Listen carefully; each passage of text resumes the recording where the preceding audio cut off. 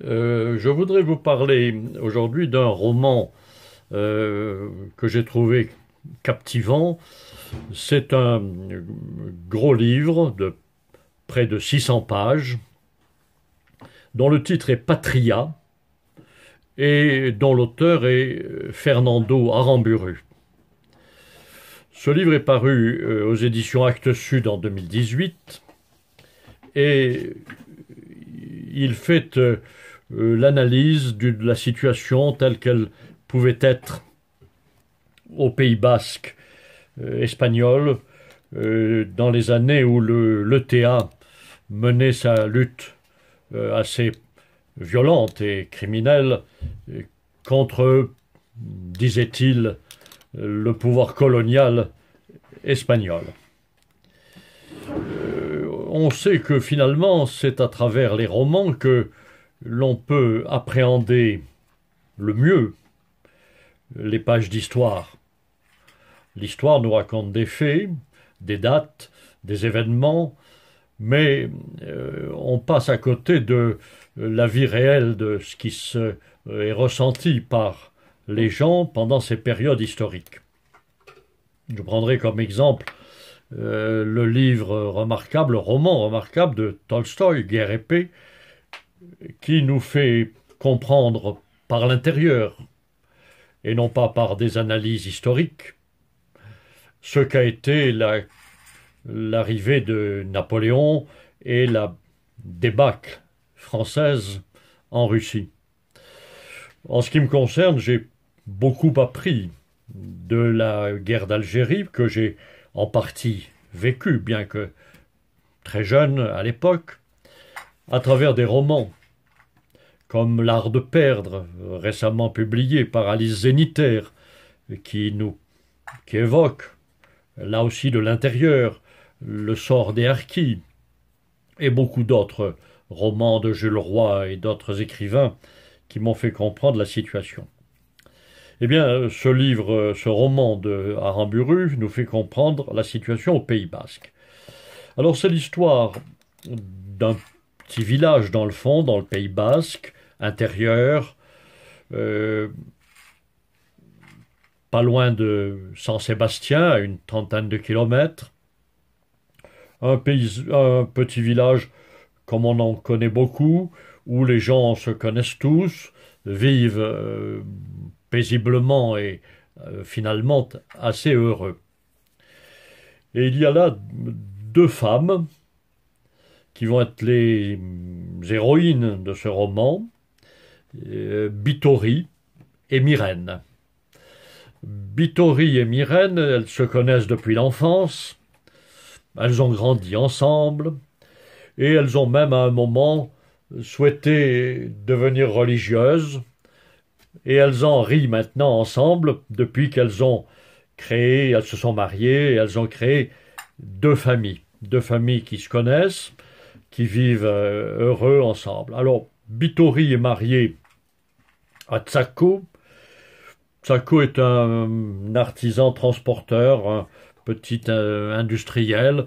Il est considéré dans ce village, qui est assez modeste dans le fond, comme un riche, parce qu'il a des employés, etc. Et Bittori a deux enfants, Xavier et Néréa.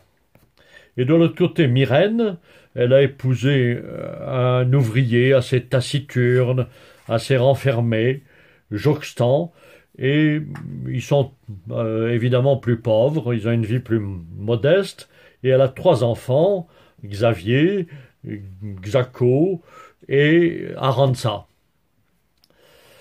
Et puis, l'intervention de Théa et son activité violente et criminelle va bouleverser à la fois le village et ses deux familles.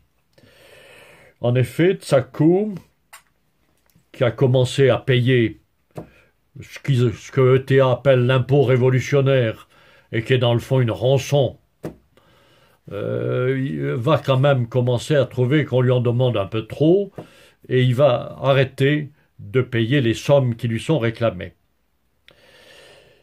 Il va alors devenir, lui et sa famille, la cible des gens de Théa, à la fois de l'extérieur et du village.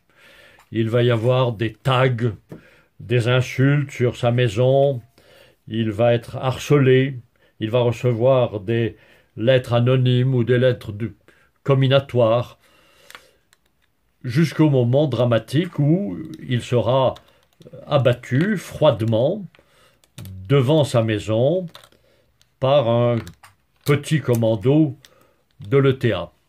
Et il est évident que ce drame va bouleverser évidemment sa famille, Bittori et ses enfants, mais également l'ensemble du village, car il va y avoir désormais une sorte de lutte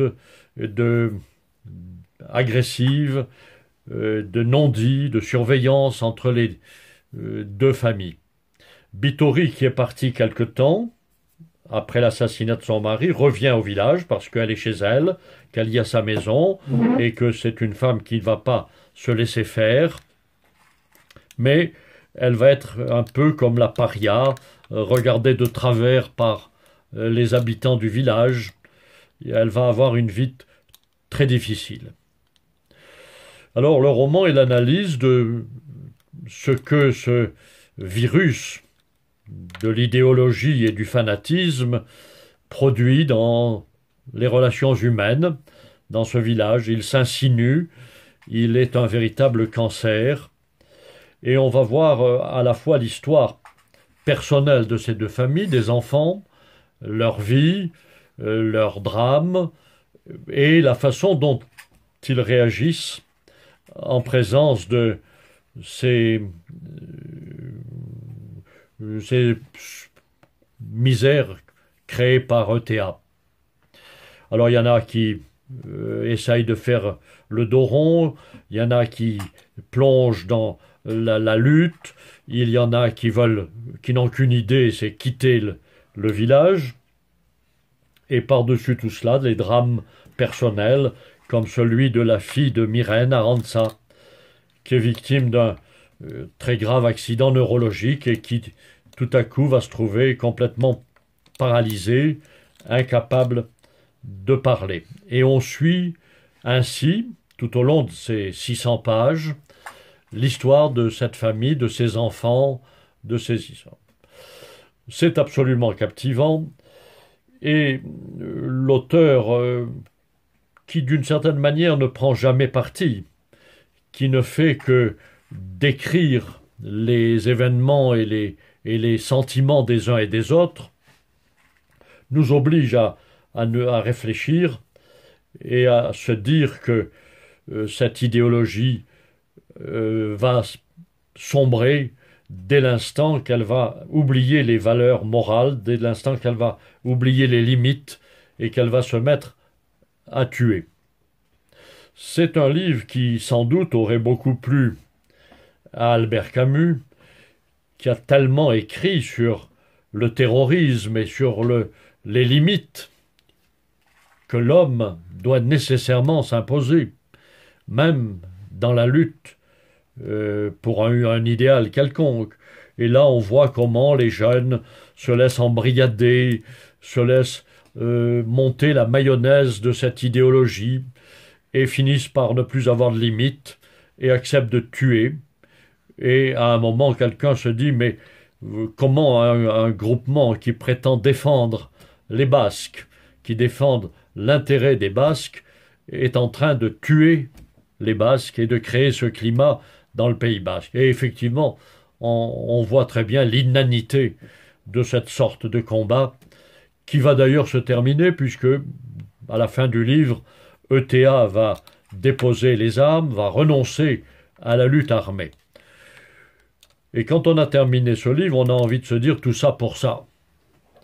Toutes ces misères, tous ces crimes, tout ce climat détestable, alors que le village était un village assez heureux et en paix, pour en arriver à ça.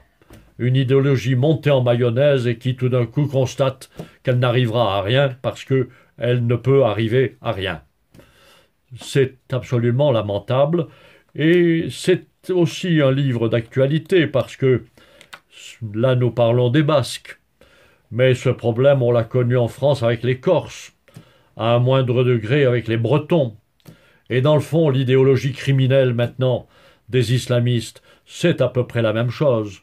La mayonnaise monte, les jeunes se laissent embrigader sans réfléchir, abandonnent toute valeur morale, toute limite morale, et ça finira, comme toutes les idéologies, en eau de boudin, par la fin, après beaucoup de malheurs.